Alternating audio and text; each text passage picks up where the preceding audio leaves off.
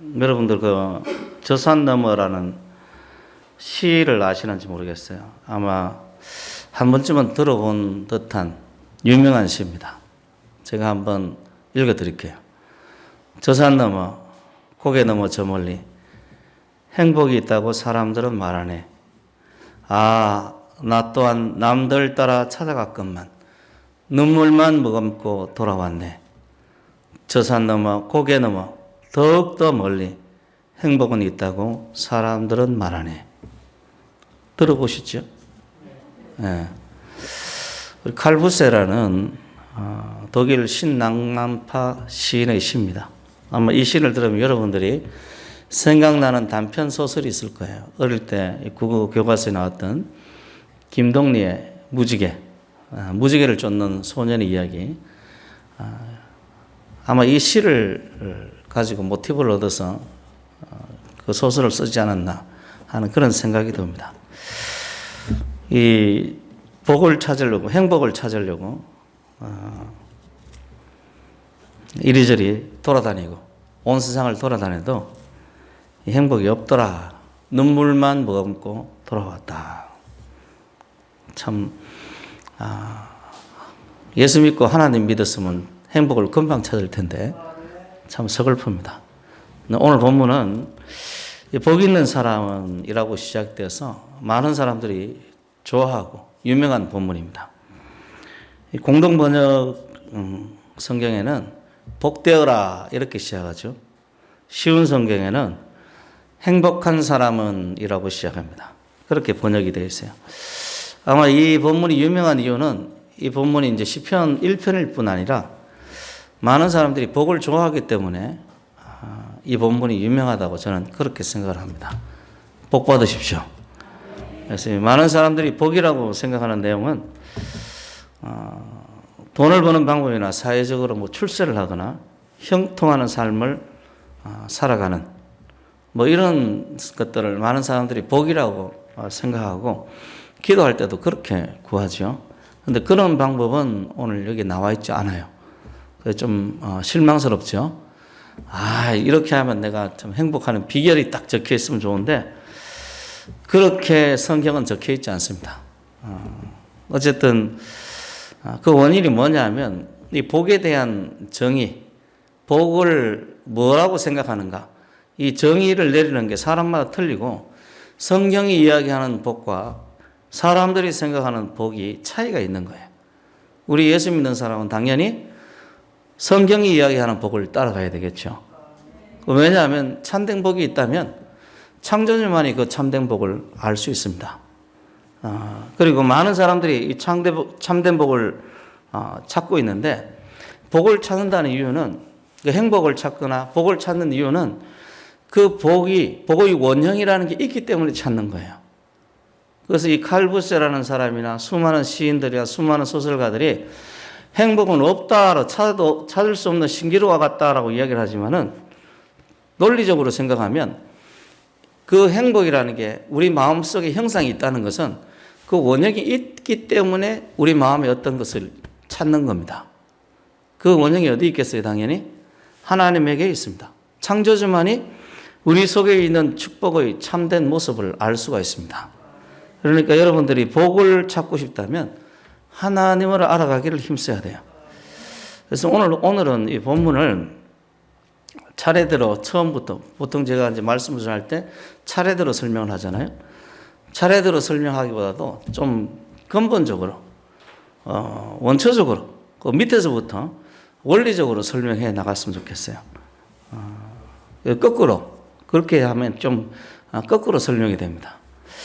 이 대개의 성경이 그렇듯이 이 본문도 배경이 뭐냐면 하나님의 주권 사상이 배경이 됩니다. 그 본문 곳곳에서 발견되는데요. 대표적인 게 심판이라는 용어죠. 심판이라는 것을 하나님께서 하신다는 것은 하나님이 주권을 가지고 있다는 겁니다. 그리고 하나님께서 인정하시는 길이 의인의 길이라. 의인의 길을 하나님께서 인정을 해요. 그 말은 뭐냐면 의인이냐 죄인이냐를 누가 결정한다는 겁니까? 하나님이 결정한다는 거예요. 하나님이 주권 사상의 특징이죠. 인간이 결정하는 게 아니에요. 여러분 세상에서는 인본주의는 사람이 결정하는 것처럼 이야기하지만은 성경은 오늘 본문에는 절대로 그렇게 이야기하지 않습니다. 죄인이냐 의인이냐는 하나님께서 인정하시냐 그렇지 않느냐에 따라서 결정이 돼요. 하나님 주권 사상입니다.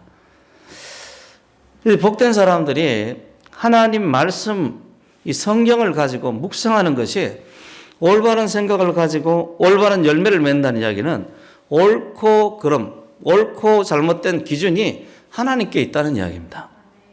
그건 온 세상 주권이 하나님께 있다는 말과 똑같은 말이에요. 이러한 용어 속에서 우리가 볼 수 있는 사상은 역사에는 심판이 있다는 말은 역사에는 반드시 종말이 있다는 거죠. 우리에게도 끝이 있습니다. 끝이 있어요. 우리 삶이 이런 현생의 삶에서 끝나는 것이 아니라 반드시 심판이 있음을 오늘 본문은 이야기를 합니다. 그래서 이 심판을 악인들은 견디지 못해서 지옥 가는 거예요. 의인들은 견뎌서 천국 가는 겁니다. 여러분들이 하나님께서 여러분들을 달았을 때, 저울에 달았을 때, 하나님께서 여러분들을 심판하실 때 견디고 천국에 들어가시길 바랍니다. 모자라면 안 돼요. 모자라면 안 돼. 그래서 그 심판의 날에 악인은 견디지 못하고 멸망을 받는 거고, 오직 의인들만이 구원의 회중, 구원의 회중이란 말, 구원받은 자들의 모임이라는 게, 의인들의 모임이라는 게 뭡니까? 우리 기독교인들에게 자연스럽게 뭘 떠올립니까? 어디가 의인들이 모여 있는 곳이에요? 천국이죠, 천국. 천국이죠. 그죠? 머릿속에 자연스럽게 우리 기독교인들에게 의인들이 모여 있는 장소는 천국이죠. 천국을 이야기를 하는 거예요. 오늘날 교회에서 일어나는 많은 문제의 핵심이 이런 걸 잘 모르는 겁니다. 하나님 주권 사상을 잘 몰라요. 교회가 교회의 핵심같이 하나님의 주권이라는 사상에 대해서 이해가 없거나 이해가 부족하기 때문에 지금 교회가 엉뚱한 짓을 지금 많이 하고 있는 겁니다. 이 세상은 하나님 것입니다. 하나님께서 인도하시고 하나님께서 심판하시는 거예요. 이 세상의 주인은 우리를 창조하시고 우리를 구원하시는 하나님이십니다. 이 세상의 창조의 목적 또한 하나님의 영광을 위해서 창조된 거예요. 그러니까 우리도 당연히 하나님의 영광을 위해 살아갈 때 가장 복되고 행복한 삶을 살아갈 수 있습니다. 그래서 우리 하나님께서는 자신을 위해서, 하나님 자신을 위해서 이 세상을 통치하시는 하나님이에요. 이런 사상이 머릿속에 굳건히 있으면 지금 이 땅의 교회가 흔들리지 않는 거예요. 이상한 이 김동호라든지 손봉호라든지 이상한 인간들이 나와서 저렇게 하는 것은 그 사람들이 가지고 있는 사상이 이 하나님 주권 사상이 없기 때문에 이상한 소리를 지금 하고 있는 겁니다. 복이 있는 사람으로 시작되는 그 복이 있는 사람들은 의인들의 모임에 들 수 있는 그 의인들을 이야기하는 것이에요. 자, 그러면 우리가 질문을 한번 던져봐야죠. 의인들의 모임에 들 수 있는 의인 혹은 복이 있는 사람, 누가 복이 있는 사람이고 누가 의인인가 라는 겁니다. 언뜻 보면 구약이기 때문에 율법을 잘 지켜 행하는 사람, 이런 어떤 사람이 의인이다 이렇게 생각할 수도 있겠죠. 바리새인들이 아마 그렇게 생각했던 것 같아요. 그런데 성경에는 정말 그렇게 이야기를 하는가라는 거예요. 우리 1절 2절을 같이 한번 읽어봅니다. 1절 2절 같이 시작. 복 있는 사람은 악인들의 길을 따르지 아니하며 죄인들의 길에 서지 아니하며 오만한 자들의 자리에 앉지 아니하고 오직 여호와의 율법을 즐거워하여 그의 율법을 주야로 묵상하는도다. 아멘. 이것만 그냥 단순히 받아들이기만 해도, 문자 그대로 받아들이기만 해도 결과는 동일한데, 그래도 설교 시간, 이 말씀을 강론한 설명해 주는 시간이니까 조금 더 상세히 들여다보기로 하죠. 여기 나오는 여호와의 율법이라는 말, 이건 여러분들도 들어보셨겠지만 토라라, 원문이 토라입니다. 토라. 여호와의 토라. 토라는 주로 이제 기록된 말씀을 이야기하기도 하지만은 하나님의 가르침이나 하나님의 훈계를 이야기를 할 때 이 토라라는 말을 사용합니다. 그러니까 본문의 말씀은 모세를 통해서 주어진 문자적인 율법을 이야기해도 되겠지만은 하나님의 전적인 그냥 가르침들, 선지자의 입에서 나오는 그런 가르침들, 이런 가르침으로 보아도 좋은 말씀이에요. 어느 쪽이든 이 말씀이 의미하는 것은 하나님께서 우리에게 가르치신 이 가르침을 즐거워하고 그걸 생각하는 겁니다. 생각하는 거예요. 우리가 지금 성경 큐티 지금 하고 있잖아요. 하나님께서 여러분 마음속에 주시는 말씀을 잘 간직하고 즐거워하시고 생각하시길 바랍니다. 복 있는 사람들은 하나님의 말씀을 즐거워하고 생각하는, 묵상하는 사람들이에요. 그런 사람들이 때가 되면 열매를 맺는 사람들이고 의인들의 모임에 들 수 있는 거예요. 자, 여기에 그런데 율법을 완벽히 지키라는 이야기가 있습니까? 없습니까? 없죠? 그죠? 율법의 수많은 규정들을 만들고 또 미드라시를 또 만들어서 수많은 또 규정들을 더 만들고 또 탈무드를 만들어서 또 수많은 규정들을 만들어서 이걸 다 지켜야 의인이 된다는 그런 인본주의 사상이 이 본문 속에는 없습니다. 없어요. 그냥 복 있는 사람은 하나님의 율법을 즐거워하고 그것을 날마다 묵상하는 사람들이에요. 이러한 하나님의 말씀들 생각해 보면 이 묵상할 수 있는 하나님의 말씀이 주어진 것은 그들이 이스라엘 백성이기 때문에 주어진 겁니다. 맞습니까? 이스라엘 백성들이기 때문에 주어진 거예요. 자, 그러면 이들이 언제부터 이스라엘 백성들이었는가? 위로 올라가면 그들에게 딱 그들의 조상들을 딱 만나는데 그 사람이 누구냐면 아브라함과 이삭과 야곱이에요. 특별히 야곱의 이름은 다른 이름으로 이스라엘이라고 이야기를 하죠. 하나님께서 그들 조상 아브라함과 이삭과 야곱에게 하나님의 축복과 복의 약속들, 번성의 약속들을 주셨기 때문에 그들의 후손인 이 사람들을 이스라엘 민족이라고 이야기를 하는 겁니다. 바울이 아브라함에 대해서 이야기하기를 성경이 무엇을 말하느냐?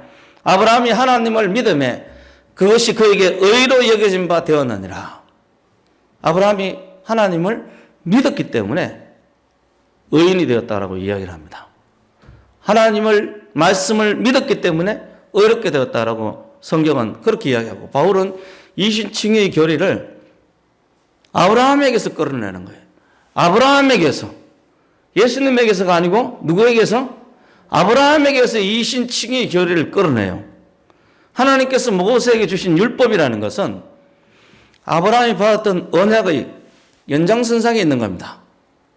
요즘 아이들 말로 확장팩입니다. 어른들 모르시죠? 오락 같은 거, 게임 같은 확장팩이에요. 확장팩. 그게 뭐냐면 율법입니다. 언약의 아브라함에게 주어진 언약의 확장팩이 뭐라고요? 율법이에요. 율법이에요. 언약은 율법을 통해서 더욱더 확대화되고요. 구체화되고 사람의 혹은 국가에서 적용이 되게 된 거예요. 이런 의미에서 율법을 절거하거나 율법을 주의하러 묵상하는 것은 언약에 대해서 믿고 신뢰를 보냈던 아브라함과 똑같은 삶을 이야기를 하는 겁니다. 하나님의 율법을 주의하러 묵상하고 하나님의 율법을 절거하는 것은 하나님에 대한 신뢰와 믿음을 전제로 하고 있는 거예요. 율법을 믿기 때문에 하나님께서 내게 주신 그 말씀을 믿기 때문에 하나님께서 내게 주신 그 가르침을 믿기 때문에 그 가르침에 대해서 기뻐하고 즐거워하면서 날마다 생각하는 겁니다. 그러니까 오늘 본문 이 말씀에 이신칭의 교리가 거기에 밑바닥에 흐르고 있는 겁니다. 하나님 말씀을 기뻐하고 즐거워하면서 그 신뢰를 받고 믿음을 보내는 그 사람들에게 하나님께서 지금 의인이라고 이야기를 하는 거예요. 우리가 이 말씀을 주목해야 될 이유가 뭐냐면 이 말씀이 어떤 곳에서도 행위 구원이 없다는 거예요. 행위 구원이 이야기가 없습니다. 행위 구원이란 말 뜻은 뭐냐면 인간의 의로서 구원받겠다는 것이 행위 구원의 말 뜻 아닙니까? 하나님께서 우리에게 당신의 사랑과 하나님께서 우리를 불쌍히 주셔서 주신 율법을 나를 높이는 도구로 쓰겠다는 거예요. 참 어이가 없는 거죠. 그러한 사상과 믿음으로 구원 얻겠다는 이신칭의 사상은 관련이 없습니다. 여러분 잊지 마십시오. 구원은 오직 믿음으로 이루어집니다. 여러분들이 이 믿음을 기뻐하고 즐거워하는 그런 성도 되시길 바랍니다. 오늘 본문에 나오는 의인은 그냥 단지 오직 여호와 율법을 즐거워하며 그 율법을 주의하러 묵상하는 사람이에요. 묵상하는 사람. 율법을 완벽히 행하는 사람이 아니고 미드라시에 나오는 수많은 율법들을 그냥 완벽하게 행하는 사람도 아니고, 탈무드에 나오는 수많은 이야기들을 완벽하게 행하는 사람도 아니고, 하나님의 법을 즐거워하고 기뻐하고 그것을 날마다 묵상하는 사람이에요. 여기 어떤 구절도 자신의 의를 높이기 위해서 율법을 지킨다는 구절이 없습니다.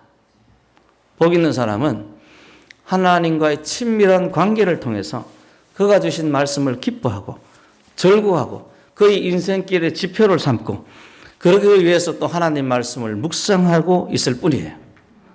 그리고 그것이 그들의 삶으로 이어지면 때가 되면 열매를 맺는 겁니다. 3절 한번 띄워볼래요? 같이 읽어볼까요? 그는 시냇가에 심은 나무가 철을 따라 열매를 맺으며 그 잎사귀가 마르지 아니한 같으니 그가 하는 모든 일이 다 형통하리로다. 철을 따라 때가 되면 열매를 맺는 거예요. 여러분, 생각은 결과를 낳습니다. 제가 자주 하는 이야기죠. 생각은 뭐를 낳는다고요? 결과를 낳는 거예요. 세상을 창조하시고 세상을 인도하시고 자신의 뜻대로 다스리는 하나님의 말씀에는 세상을 살아갈 수 있는 올바른 도리가 있습니다.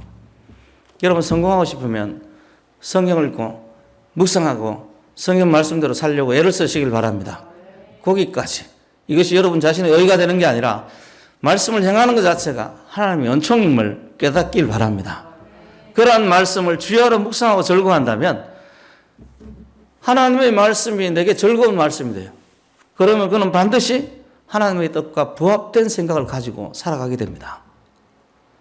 그게 묵상의 목적입니다. 여러분들이 지금 우리 성경 묵상책 이 교재를 지금 하고 있는데 이 교재를 하는 이유가 뭐냐면 우리가 하나님의 생각을 가지기 위해서 그렇게 하는 겁니다. 여러분들이 이 성경 묵상을 하면서 마음속에 하나님의 생각을 품길 원합니다. 그래서 어렸을 때부터 누구든지 왜곡된 어떤 사상들이 주입이 되는데 그런 사상들이 이 말씀을 통해서 하나씩 물러가고 하나님의 뜻이 우리 삶 속에 이루어지는 역사가 있길 바랍니다. 그래서 여기에는 하나님께서 이 복된 자라고 하는 여기에는 세상이 알지 못하는 두 가지 축복이 있는데요.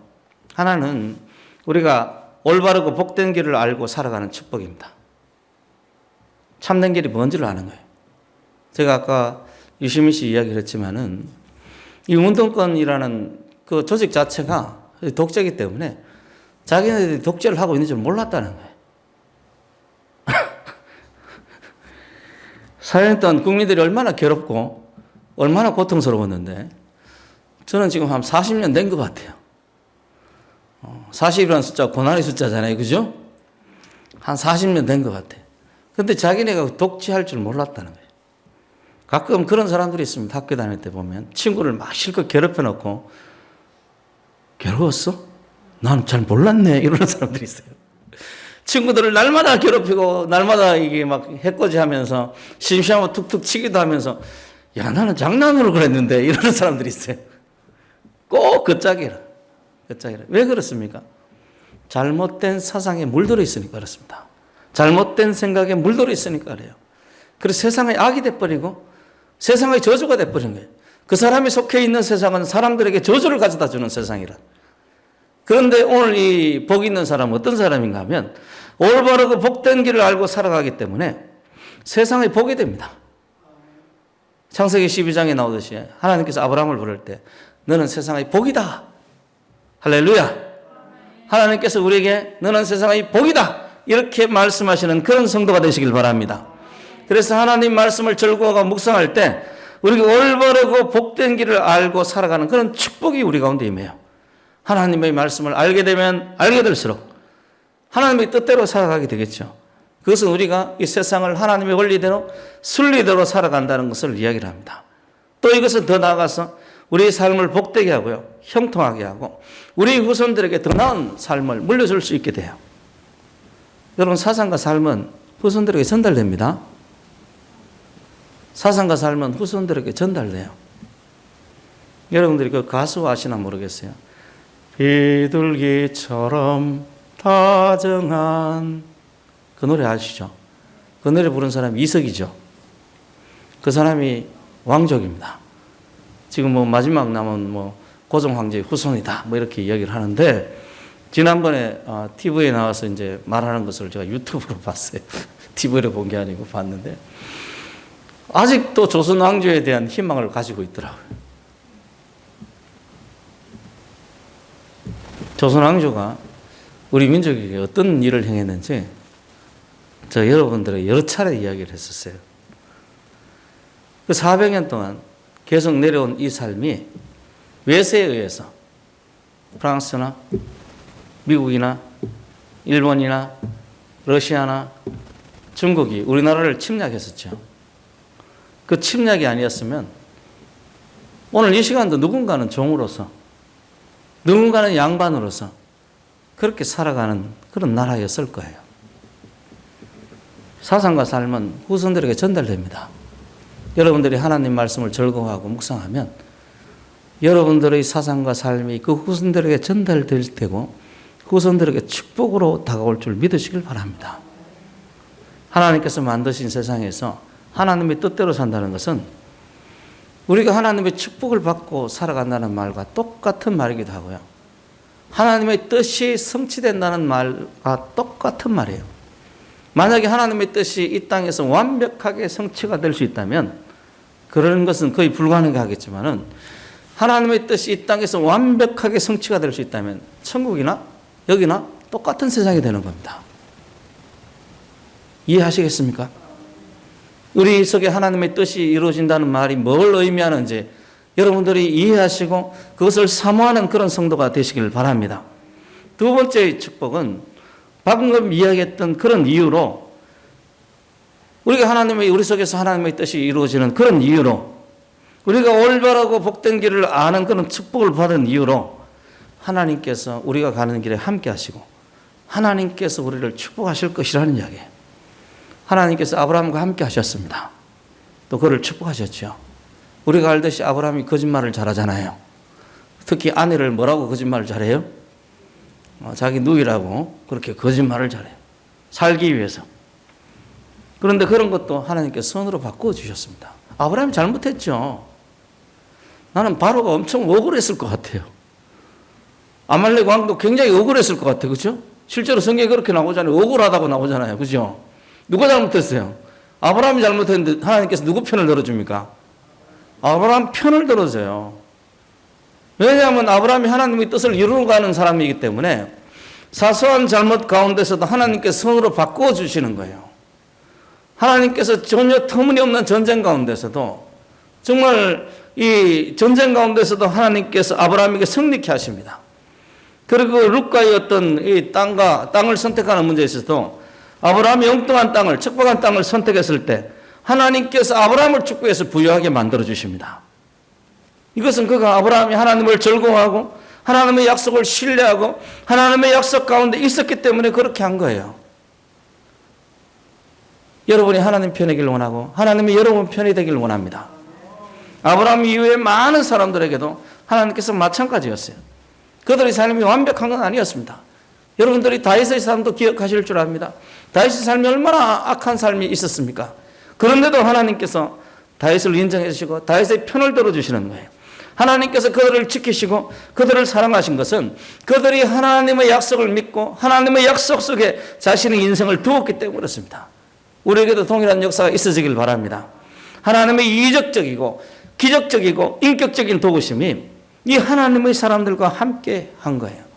우리도 이 하나님의 사람들처럼 하나님 말씀을 즐거워하고 하나님 말씀 속에 우리의 삶이 있게 할 때 동일한 역사가 있을 줄 믿으시길 바랍니다. 그것이 그들의 삶에 형통함을 주신 것처럼 우리들의 삶에도 동일한 역사가 있을 줄로 믿습니다. 우리 3절 다시 한번 같이 읽어볼까요? 우리 시작. 그는 시냇가에 심은 나무가 철을 따라 열매를 맺으며 그 잎사귀가 마르지 아니한 같으니 그가 하는 모든 일이 다 형통하리로다. 이 구절의 삶이 아브라함에게 또 다윗에게도 이루어진 겁니다. 우리도 또한 하나님의 말씀을 묵상한다면 그것이 삶의 현장에 나타나기를 소망합니다. 때로 넘어질 수 있죠. 때로 실수할 수도 있어요. 때로 실패합니다. 그렇죠? 그러나 하나님의 즐거워하는 사람에게는 하나님께서 함께 하시는 거예요. 그리고 그를 도우시고 넘어져도 아주 넘어지지 않도록 용기를 북돋으십니다. 그래서 이사야 40장 31절에는 오직 여호와를 앙망하는 자는 새 힘을 얻으리니 독수리가 날개치며 올라간 것 같을 것이요 다른 박질하여도 곤빗하지 아니하겠고 걸어가도 피곤하지 아니하리로다. 우리 인생길에, 고단한 인생길에 이런 역사가 있길 바랍니다. 오직 여호와를 앙망하는 자에게 이런 역사가 있다는 거예요. 세상이 알지 못하는 두 가지 축복을 여러분들에게 말씀드렸어요. 그리고 첫 번째 축복이 우리 내면과 우리 삶 속에서 이루어지는 축복이라면, 두 번째 축복은 하나님께서 우리 삶에 친히 간섭하셔서 직접적으로 우리에게 은혜를 베푸는 거예요. 이렇게 은혜를 베풀 때 우리가 좋은 사람들을 많이 만나기도 하고요, 좋은 아이디어를 많이 얻기도 하고요, 우리가 가는 길에 하나님께서 도우시는 손길을 경험하게 될 줄로 믿습니다. 우리는 이런 것을 믿음으로 말미암아 하나님께서 주시는 축복을 알고 또 감사하게 될 줄로 믿습니다. 그래서 우리를 변화시킬 이도 하나님이시고 변화되어 가는 우리를 축복하실 이도 하나님이에요. 정말 중요한 것은 오늘 본문 속에 이야기한 것처럼 우리가 죄인들의 길을 선택하거나 악인들의 길을 선택하거나 오만한 자의 길을 선택하는 것이 아니라 하나님 말씀을 선택하고 그 말씀 가운데 있는 거예요. 이게 우리가 할 수 있는 최선입니다. 우리가 할 것은 하나님께서 세상을 만드시고 사람을 만드시고 사람에게 세상을 다스리게 하셨는데 하나님의 영광을 위한 것이 근본적인 목적이지만은 그 근본적인 목적과 함께 부가적으로 추가되는 게 뭐냐면 인간들에게 복을 주시고 축복하셨다는 사실입니다. 우리 창세기 1장에 보면 그런 말이 나오죠. 하나님께서 자기 형상대로 남자와 여자를 창조하시고 하나님이 그들에게 복을 주시며, 뭘 주셨다고요? 복을 주셨어요. 남자와 여자를 하나님의 형상으로 만드시고 그들에게 복을 주시고 생육하고 번성하여 땅에 충만하라, 땅을 정복하라, 바다의 물고기, 하늘의 새와 땅에 움직이는 모든 생물을 다스리라. 우리들은 원래 하나님께 복을 받은 자들입니다. 다만 오늘 이 성경에 기록한 것처럼 우리 허물과 죄악이 하나님께서 주신 이 축복을 저주가 되게 만든 거예요. 거기에서 벗어나야 됩니다. 지금도 우리 하나님께서는 우리를 축복하길 원하십니다.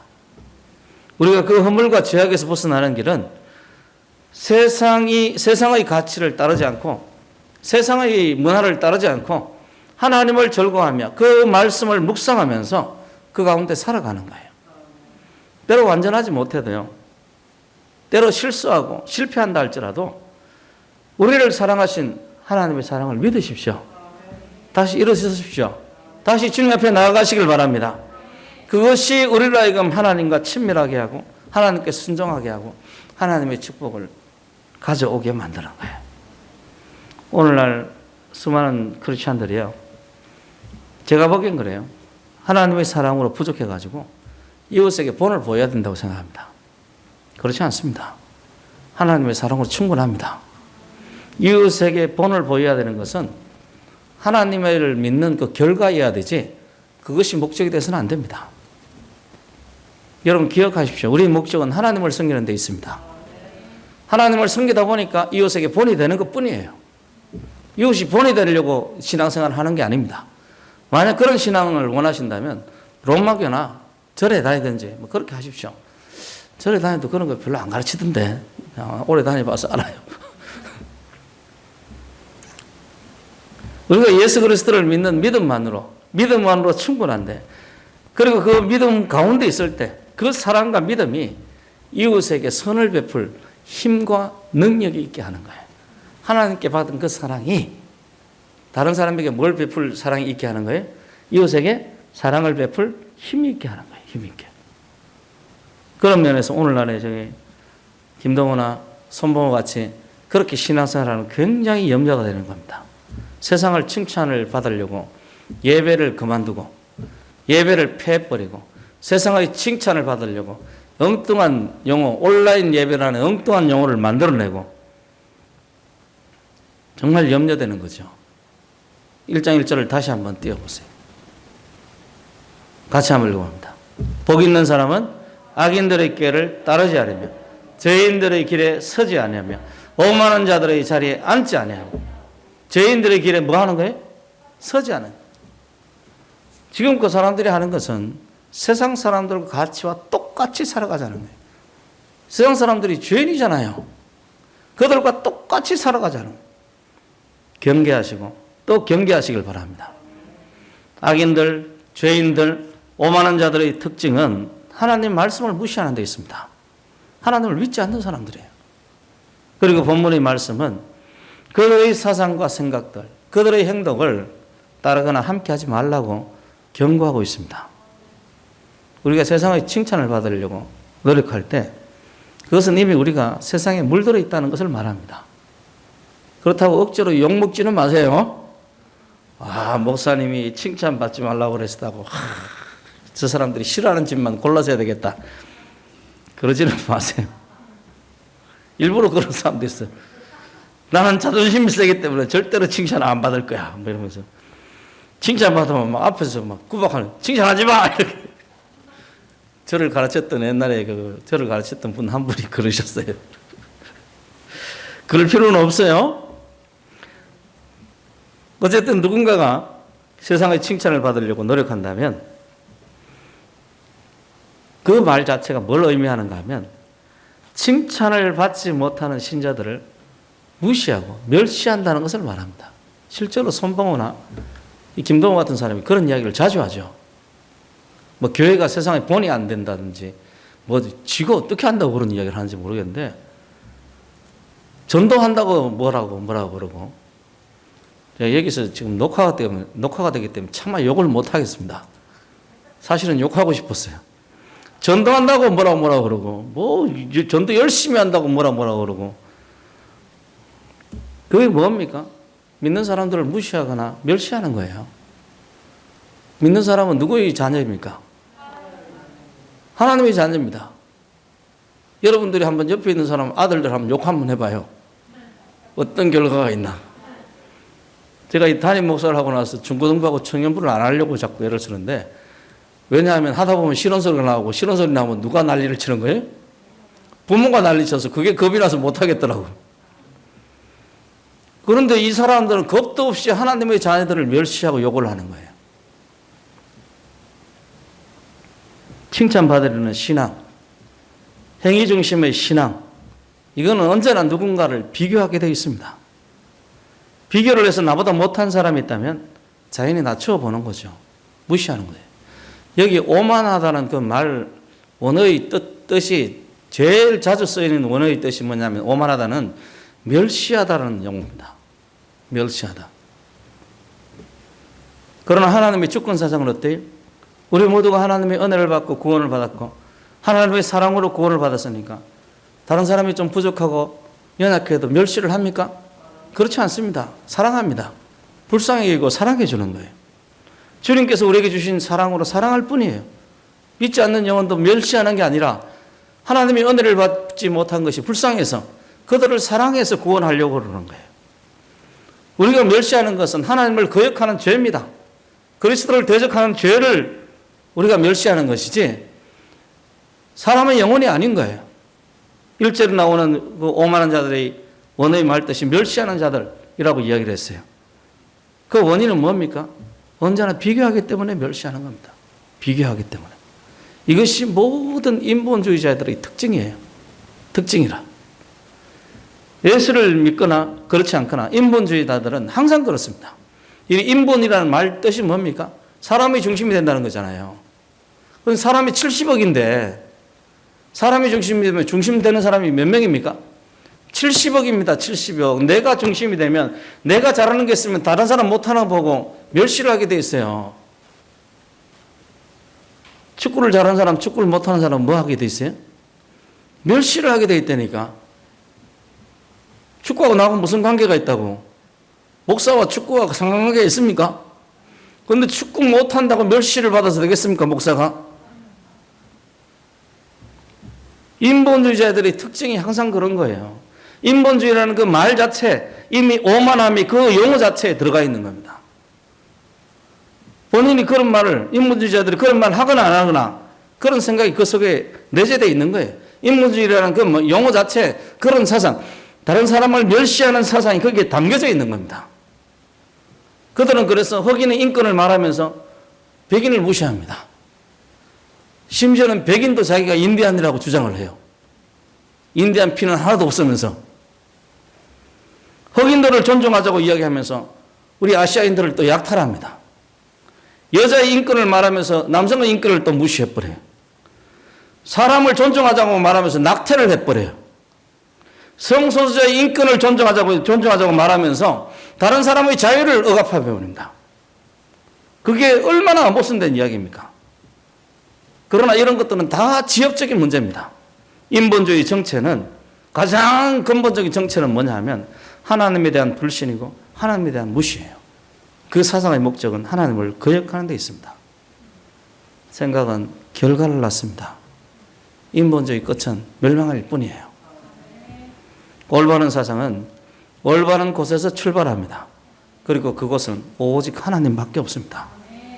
여러분들의 모든 사상이, 여러분들의 모든 생각이, 여러분들의 모든 습관이 하나님에게서 출발하시길 바랍니다. 하나님께서 요구하시는 것은 딴 게 아니에요. 우리가 하나님을 믿고 그 사랑 안에 머물러 있는 겁니다.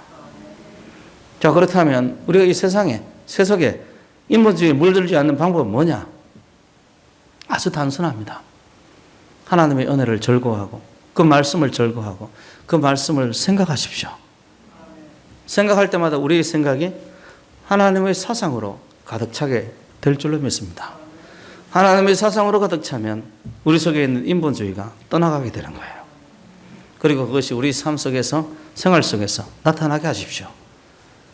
좀 힘들겠지만 때가 되면 열매를 맺게 될 것입니다. 아무것도 염려하지 마세요. 제가 여러분들에게 자주 하는 이야기지만은 제가 전기집을 100권 이상은 읽었다고 그랬잖아요. 읽어보니까요, 예수 잘 믿고 굶어 죽은 사람들이 없더라고. 걱정하지 마세요. 근데 이렇게 하면 굶어 죽을 것 같은데 절대로 그렇지 않습니다. 그냥 염려하지 말고 하나님을 따르십시오. 하나님을 믿고 따르십시오. 이것이 우리로 하여금 악에서 벗어나게 하고 거룩으로 선함으로 이끄는 거예요. 가끔 이제 아이들 보면은, 학생들 보면 학생 때 무슨 짓을 할지 모르잖아요. 근데 뭐 공부를 열심히 하거나 다른 것에, 어떤 것에 집중하는 아이들은 믿을만 해요. 왜냐하면 다른 거 할 시간이 없다라고 생각하니까. 똑같습니다. 우리도 세상에 물들지 않는 방법은 하나님에게 집중하는 거예요. 집중하는 거예요. 하나님께서 그때 우리를 인정하시고 우리를 인도하십니다. 이런 사람이 바로 복된 사람입니다. 우리가 모두가 이런 사람, 오직 하나님을 높이는 그런 성도가 되시길 바랍니다. 축복은 바로 거기에 있습니다. 복 받읍시다. 축복받는 성도 됩시다.